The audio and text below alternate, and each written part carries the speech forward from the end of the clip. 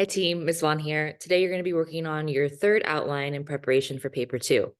So as a reminder, your paper two is going to be something that can enhance your grade. So for those of you who didn't do your Frankenstein essay, for those of you who maybe did not do as much prep as you should have for your IO, the paper two is going to be your chance for some redemption. So if you haven't done any of your assignments, you're going to be really poorly prepared for the actual paper two when we have it during our final period. Prompt 3 today asks you to consider why authors have characters deal with conflict.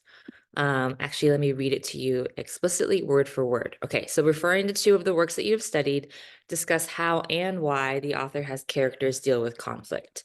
So you need to be sure that you are explaining the how and the why. So how is like you naming the conflicts that exist within the text that you're talking about, but then the why is thinking about what is the purpose that the author is doing. So for those of you who wrote your Frankenstein essay, that was the most common response that I wrote for your guys' analysis, is that you're not often getting to the authorial purpose of why things are happening or why things are done the way that they are. So that's something that you need to be practicing for this paper too. So when we think about the why can be so many things. It could be to advance a character or our understanding of a character, our meaning the readers. Or it could be, we've studied this with all of the books that we've read, it could be the author's context influencing their motivations for writing the characters in a certain way and the conflicts that they deal with. So for example, with Persepolis, we could talk about her internal and external conflicts that she faces when she's in Austria. That's not just to reveal what we need to know about Margie during that time period. She wants to be able to show how vastly different the cultures were between Iran and Austria. She also wants to talk about how the people in Austria, they were xenophobic sometimes, and how the people in Austria, they also objectified her in a way, not sexually objectified her, but more objectified her as seeing and knowing that she's Iranian, and then just labeling with other conditions or other understandings of who they thought she was based on that one detail.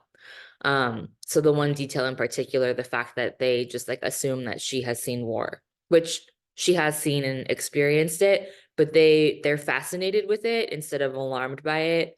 And they don't understand how traumatic it was for Margie to live through some of those events that she writes about in the book.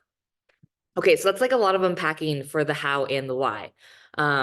You need to be doing that same thing when you're writing about the text. So finding the conflicts that exist, but then being able to explain the how the conflicts are created, and then also the why. What is the author's purpose?